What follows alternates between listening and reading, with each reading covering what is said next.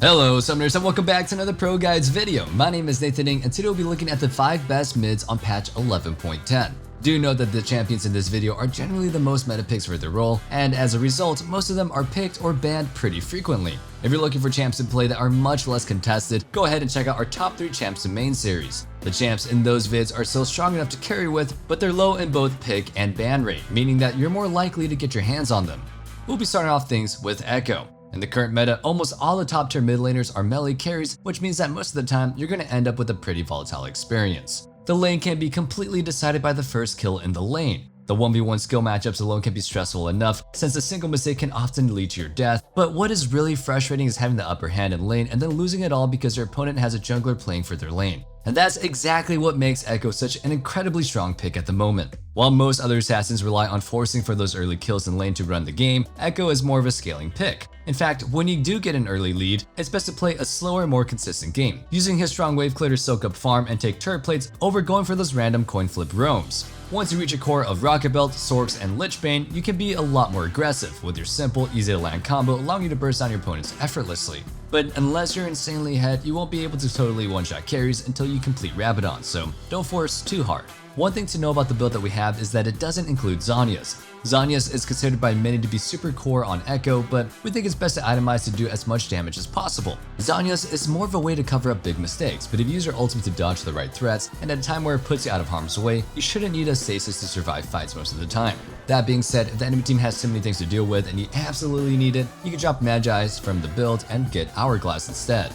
When you're playing champs with high mechanical skill caps like Katarina or Zed, the best thing that you can do is practice them in games. But when it comes to easier to execute champions like Echo, where all of your success hinges on making the right decisions, the concepts that you need to know are much more teachable. And that's where we come in. At ProGuides.com, our top tier coaches can teach you all the things that you need, like proper wave management, good base timings, when it's actually worth to roam, and when you should play for turret plates, and so many other concepts that all add up to the formula that you need to succeed at solo queue. And there's no time like now to get on board with all that we have to offer, and if you sign up with a ProGuide subscription, you can use a discount code RANKUP2021 for a huge 20% off your sub. Our second OP pick is Rumble. While Echo got a spot in the top 2 due to the consistency that he gets from being a safer, passive early laner, Rumble is here because he beats the crap out of every other champion in the lane. When Riot aimed to make Rumble a top laner, they overbuffed him into an incredibly strong monster that bullies any melee champions that try to stand up against him. And as I already said, the current meta for mid is pretty much all melee champions, so Rumble begins to reign supreme. When you're playing Rumble, you're gonna go the exact opposite route that Echo goes for. You want to be as aggressive as possible at all stages of the game.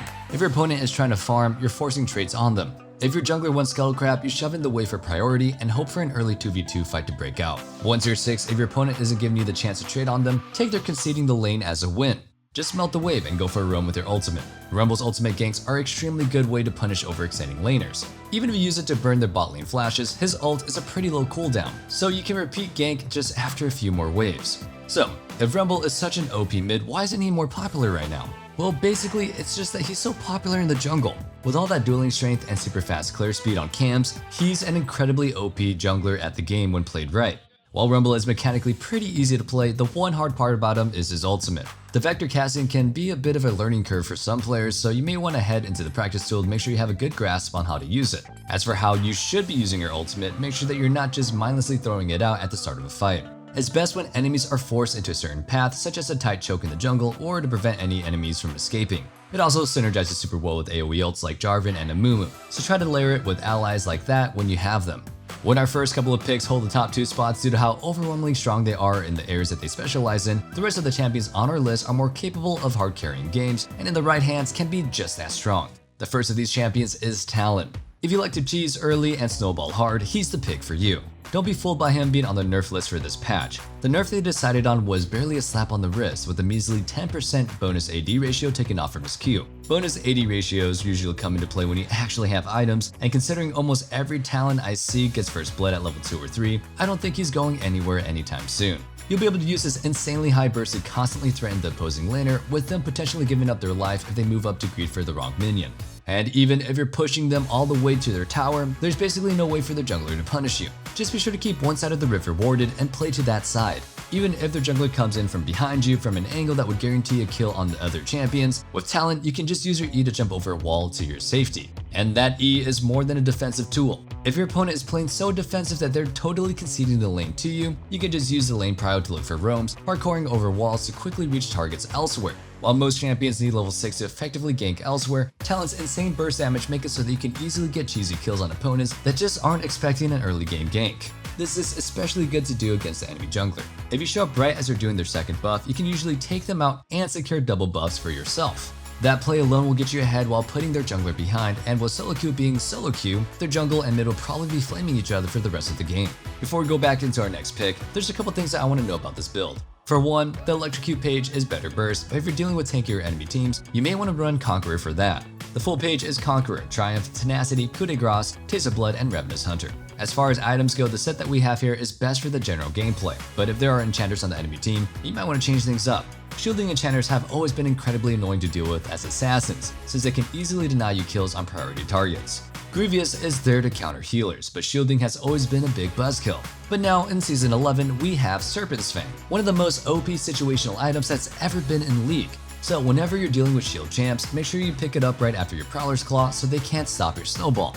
In my opinion, Talon is one of the most frustrating champions to play against in League.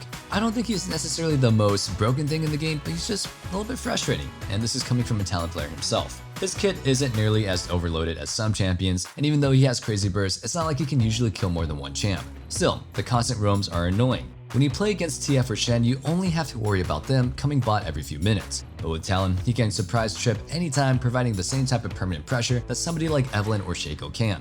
And that brings us to today's question of the day. What champion do you find the most frustrating to play against? Again, it doesn't have to be a champion that you think is insanely OP. I just want to know what champions you think is insanely annoying to deal with, whether it be because of an impressive laning phase, hard to read abilities, general lack of counterplay, or whatever else you can't stand. For me, I hate Pyke. Pyke is just not fun. I don't even think he's that strong, but he just goes around as an assassin support killing everybody, and also Yuumi kind of sucks, and LeBlanc. Right, stop buffing these champions, please. Anyway, let us know your thoughts in the comments down below. Now without further ado, let's get back to the video. Next up, we have Galio. Again, he's another champion that just seems to be getting the placebo nerf. Basically, all the nerf means is that he's a little bit more susceptible to magic damage poke, and that his ultimate's magic shield on allies will counter ultimates from champions like Vladimir and Karthus just a little bit less. A nerf is a nerf, but these aren't even remotely close to the things that makes Galio such a disgustingly strong mid laner. First of all, even though League is a team game, solo queue is often a competition of who can carry the hardest. I'm sure we've seen it countless times. You have that one teammate who would rather die 10 times and anchor the team, rather than just letting the other people carry well. Not to call anybody out, but this seems especially true for junglers, or mid lane Yasuos. But at least with Yasuo, he has his 10 death power spike. Regardless of how good or bad their laners are in the early game, they always seem to be entitled for playing for Scuttle. I get it, being double crabbed sucks, but it's not the end of the world, and there's always some way to get back into the game, but that's not the point. The point is that when you pick Galio, you're able to play for your team and enable them. So instead of entering the competition trying to solo carry, you're playing League as it's really meant to be, to work with your teammates to win fights together. Now that isn't to say that you have to play Galio like a support. I mean, he's a big, strong bruiser, easily capable of winning fights 1v1 as well. He's especially good at shutting down the assassins in the current meta, since anytime they are able to deal damage, he can easily land his taunt, followed up with the E and Q and a passive auto attack. This huge burst of damage alongside with the damage reduction from his W and Aftershock means there's no way you could ever be in a bad end of a trade. In lanes where your opponents choose to not fight you, you can just use your strong wave clear to roam, get vision, and make plays with your jungler. In fights, you don't have much success if you're trying too hard to force it on your own. Galio has a lot of CC, but he doesn't have that instant go button like Malphite. If your opponents aren't close enough for you to land a flash taunt, just be patient and play back a bit. Galio is best at either reacting to the enemy plays, using his W and his ultimate appeal for allies, or using ult to follow up on an ally's dive onto the enemy backline. And before we get onto our last champion, I'd like to mention that if you're not against an assassin where you have a huge value out of Aftershock, you may want to consider going for the Predator rune page instead. For that, go Predator, Cheap Shot, Eyeball Collection, Ultimate Hunter, Nimbus Cloak, and Transcendence. This gives you insane roaming potential, as well as easier time to engage fights. If you're not too worried about dealing damage, you can also trade out some of your items in your build for more AP bruiserish items. Banshees is a nice alternative since it not only gives you MR and ability haste, but the spell shield can prevent opponents from disengaging you when you try to go in. Demonic Embrace is a good mix of both damage and beefiness, or if you want to go a full tanky option, you can always go for the Gargoyle Stoneplate. Sounds like this item was kind of made for him. I don't know. Finishing off our list, we have Kiana. I want to start this off by saying that she's one of the hardest mid laners, and maybe even champions in the game period, to actually play right.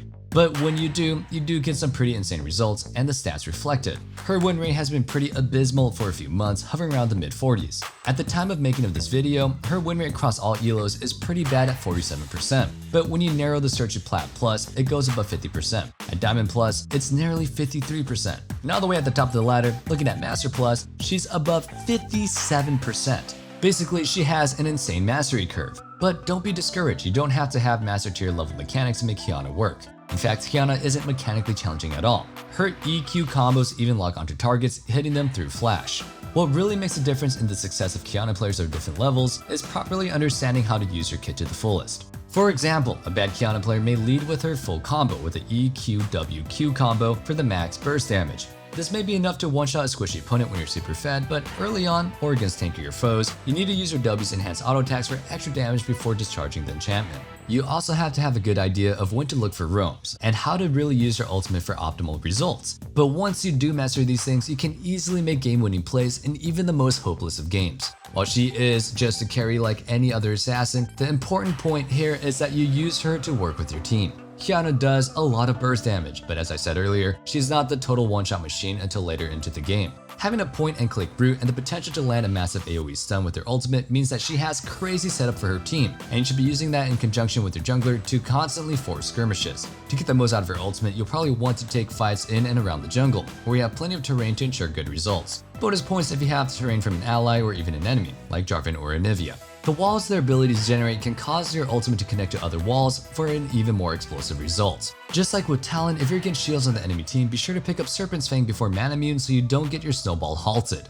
And that's gonna be it for our top 5 mids on 11.10. I hope you guys enjoyed the video, and if you did, be sure to sub so you never miss out on our meta guides, so you're always in the loop on what the best picks are. Remember, let us know what champions you find the most frustrating to play against down in the comments below. And one last thing, don't forget to check out our Discord in the description box below, where you can enter our giveaway, or just hang out and be a part of the community. And if you guys ever want to hang out with me, be sure to hit me up over there, because I do hang out there occasionally. I can't wait to see you all back in the next video, but until then, good luck on the Rift, stay safe, stay healthy, and have a wonderful day.